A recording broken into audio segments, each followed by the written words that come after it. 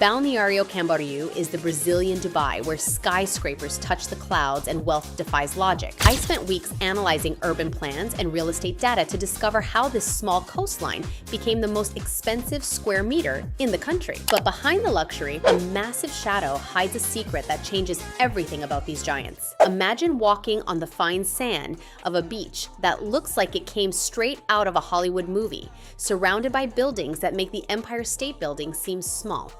You look up and can barely see the tops of these glass towers that shine like diamonds under the tropical sun.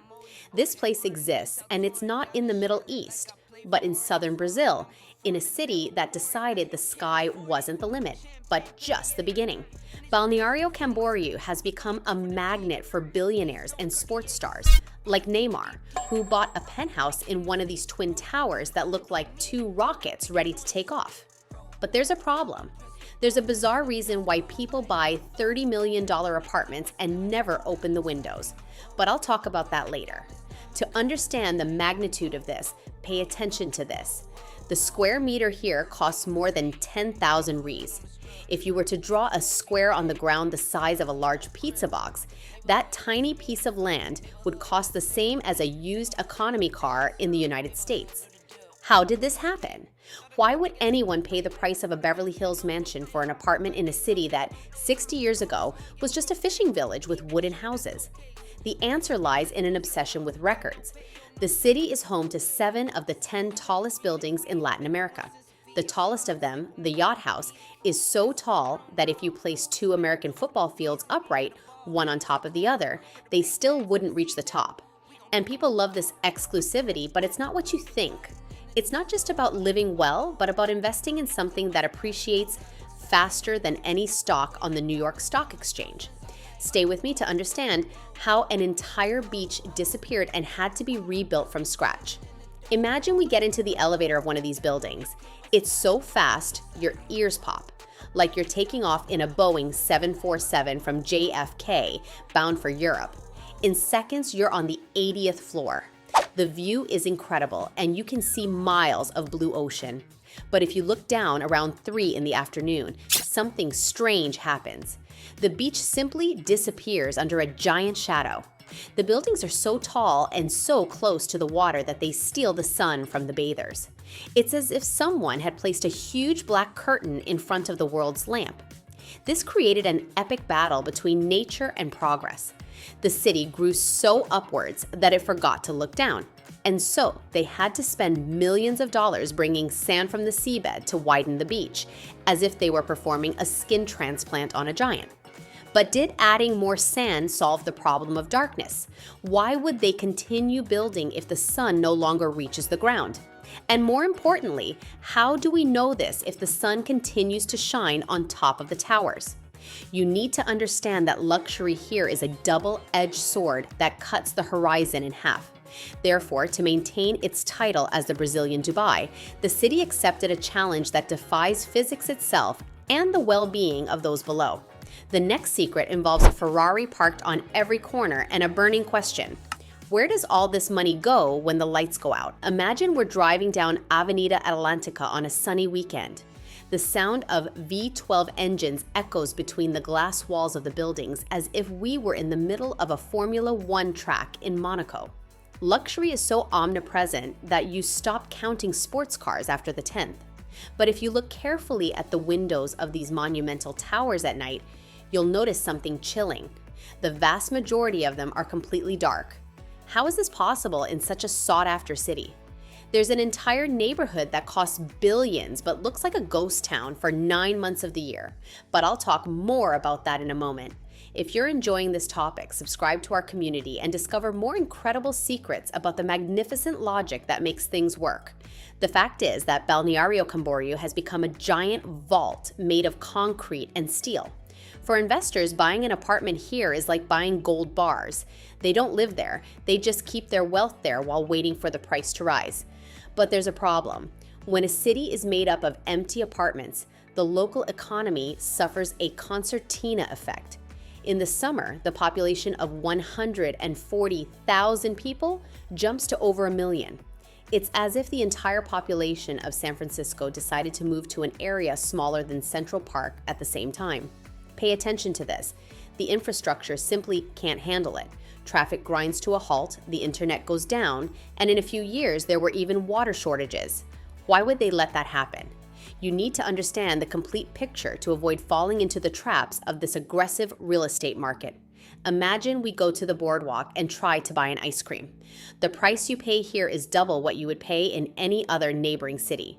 The cost of living has risen so much that the workers who keep the city running, like waiters and construction workers, need to live in neighboring cities and commute for hours every day.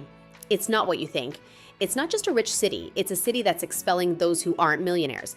But as much as money flows, like water, nature exacts its price in a very specific way. The sewage from all those towers has to go somewhere, right? How do we know this if the beaches look clean in Instagram photos? The truth is that the suitability of the main beach for swimming is a taboo subject there. The river that cuts through the neighboring city and flows into the central beach often carries waste that makes the water unsuitable for bathing. Therefore, we have the most ironic scenario in the world. People pay fortunes to live facing the sea in apartments that even have car elevators inside the living room, but often can't even take a dip in the water right in front of their homes. How does that work when things are like this?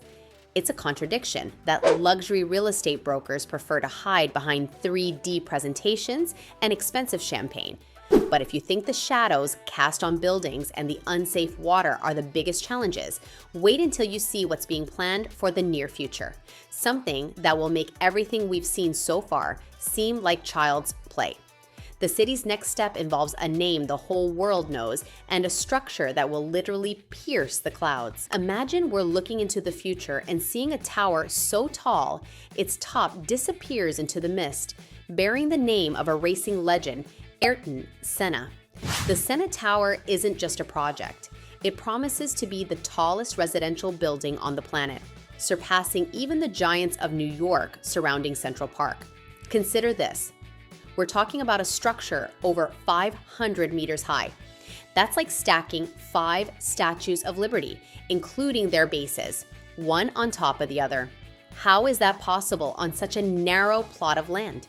There's a chilling detail about what happens to the wind at the top of these towers that can make the building sway like a ship. But I'll talk more about that in a moment. The engineering to keep these giants standing is something that defies imagination. To prevent the building from swaying and causing nausea among residents, they use gigantic counterweights called mass dampers, which weigh hundreds of tons and move against the wind. But there's a problem. While the top of the social pyramid fights to see who lives closest to the stars, the city's ground faces much more earthly dilemmas. Extreme verticalization has created a unique microclimate. How do we know this if we've never lived in a city like this? Residents report that the wind in the corridors formed by the buildings is so strong that it can knock over an elderly person, a phenomenon known as the Venturi effect, where air is crushed between the glass towers.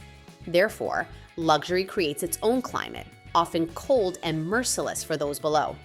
It's not what you think of when you imagine a tropical paradise. Imagine that we walk to the southern part of the city, where the beaches are still surrounded by native forest, and access is via a winding road called Enterprise. It's the only place where the Brazilian Dubai still allows nature to breathe without being suffocated by concrete. But for how long? Real estate appetite is voracious and appreciation is relentless. Therefore, Balneário Camboriú lives on a tightrope between being the most glamorous destination in Latin America and becoming an urban experiment where sunshine is a luxury item sold only to those who can afford the top floor. How does this work when things are this way? The ultimate secret to why the $30 million windows remain closed is simpler than it seems. When the sun hits the glass of these towers, it creates such intense heat that living there without the air conditioning at maximum would be like living inside a glass greenhouse. Residents trade the sea breeze for a controlled environment, watching the shadow they themselves created advance over the sand. The city that never stops growing upwards is proof that humankind can build miracles. But not all the gold in the world can bring back the sunset to those who remain on the ground. The Brazilian Dubai continues to rise, defying gravity and common sense, in a race where the trophy is the highest view, even if down below, the shadow continues to grow. While the buildings of Balneário Camboriú touch the clouds, something even more mysterious dominates the airspace above them. Did you know that a single organization dictates the rules for dozens of international fleets? Understand this hidden dominance right now. Watch the video about the secret company and uncover this valuable secret.